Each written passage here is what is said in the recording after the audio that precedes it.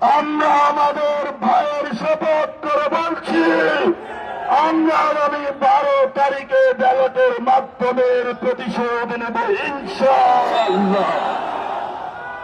প্রিয় বাংলাদেশ, যারা সন্ত্রাস করে, যারা দুর্নীতি করে, যারা টেন্ডার করে, আপনারা তাদেরকে বয়কট করুন, গণভোটে হাকে জয়যুক্ত করুন।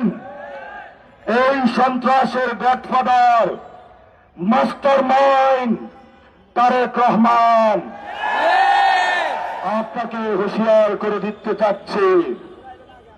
জিয়াউর রহমান গণতন্ত্রের পক্ষে ছিলেন, খালেদা জিয়া বাসার সামনে বালুর ট্রাক ছিল,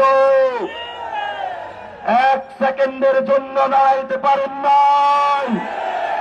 জনগণ আপনাদেরকে মুক্ত করে দিয়েছে, অকৃতজ্ঞ হবেন না। যেই মানুষ মুক্ত করে দিয়েছে সেই মানুষের উপরে আপনি বুকে গুলি চালাচ্ছেন। আমরা দেখে ছাড়বো আপনাদেরকে। সাহস থাকলে আসুন, ব্যালটের মাধ্যমে আমরা আপনাদেরকে কত পাঠা হয়েছে বুকে দেখে নিব। 12 তারিখ বাংলাদেশের জয় হবে। সন্ত্রাসকে না বলুন, টেন্ডারবাজকে না বলুন, দুর্নীতিকে না বলুন, দখলদারিত্বকে না বলুন।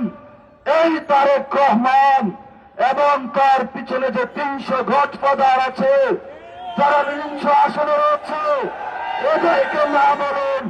তবেই আমাদের বাংলাদেশ মুক্তি পাবে, তবেই আজাদের বাংলাদেশ। বাংলাদেশের লড়াই জারি রাখুন, ঐক্যবদ্ধ থাকুন, আজাদের মিছিল চালু করুন, পলাশির প্রান্তরে চলুন। আমরা চাই একটি নতুন বাংলাদেশ, যার মধ্য দিয়ে সবাই ঐক্যবদ্ধভাবে শহীদদের যে স্পিরিট রয়েছে সে অনুযায়ী আমরা বাংলাদেশকে গঠন করব। সেই প্রত্যাশা রেখে আমি আমার বক্তব্য শেষ করছি।